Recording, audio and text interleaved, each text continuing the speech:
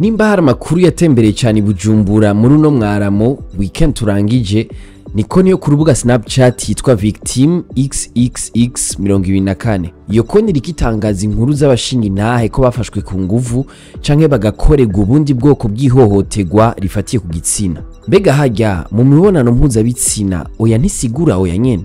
Niyo nkuru nyamukuru tuza kuyaga k'uyu munsi. Mwiriwe ni Davi, nizere ko meze neza mwese. Ikibonekeje nuko abatanga ubwo butumwa usanga kenshi bavuga ko babikorewe n'abantu bakomeye mu buryo bw'amafaranga canke kumenyekana.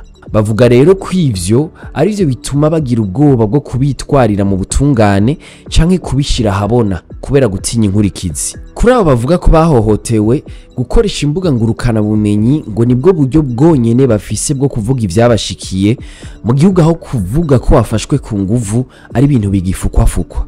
Ariko ibi ntivyakigwa kumwe n'abantu bose. Hari abavuga bati zo ni saku kuko nta n'amazina yanyu mutanga. Bati ibintu bivuzwe n'umuntu yinyegeje inyuma y'imbuga ngurukana bumenyi ntatanga izina ryiwe biragoye kwemeza ko ari vyo. Abandi nabo baremeza ahubwo ko ivyo gufatwa ku nguvu bigwiriye ngaha mu Burundi, ngo na cane mu gisagara ca Bujumbura.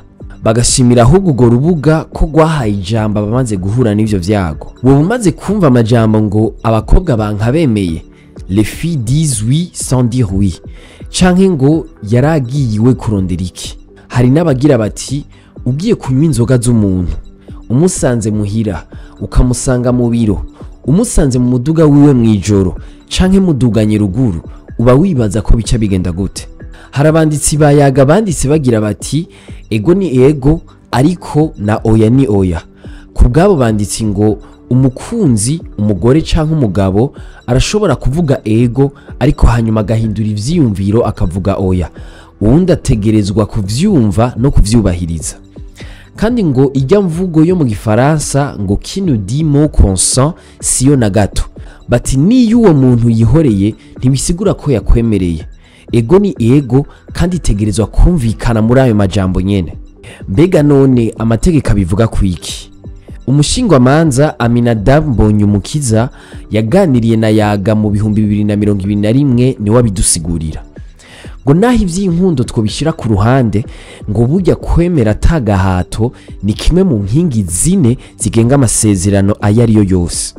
Iyo umuntu agaragaje ko yateye umukono ku masezerano habanje kujamwa agahato, ayo masezerano nta gaciro abagifise. Ngo no mu rukundo nuko iyo umwe mu bakoze imibonano mpuzabitsina agaragaje ko atari yavyemeye, uwabikoze arashobora gufungwa imyaka iri hagati y'5 na 15.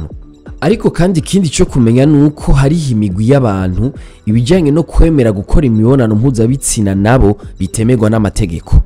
Aho umuntu yovuga nk'abana batarakwiza imyaka 18, abafise ubugwayi bwo mu mutwe, hamwe n'ababa basangiye ubucuti bw'amaraso n'umusavye ngo baryamane.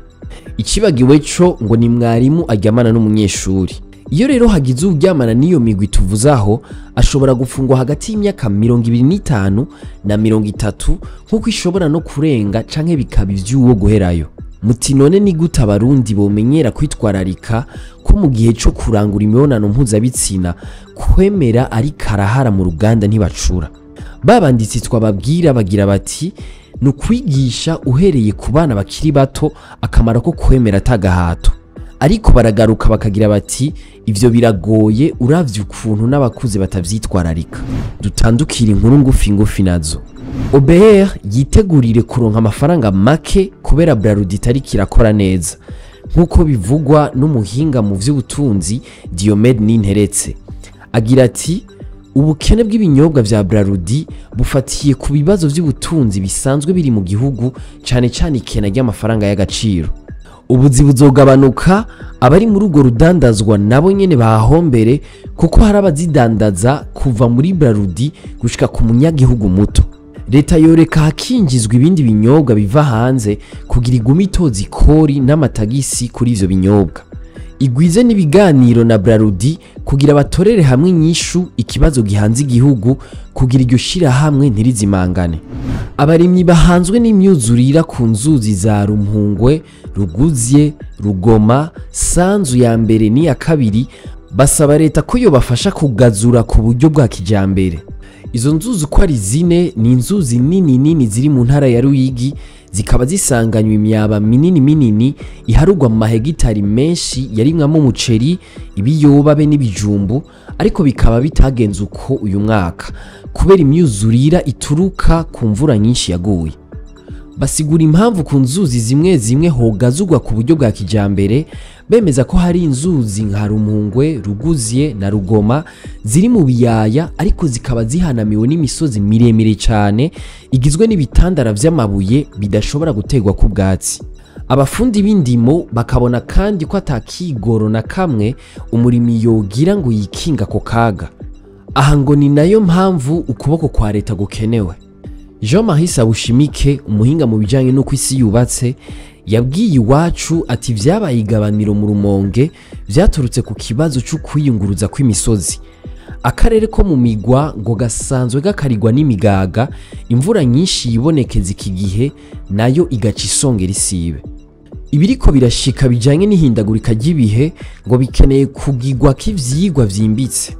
Leta yoshira imbere gutegura guhangana n'ibiza imbere yuko bishika.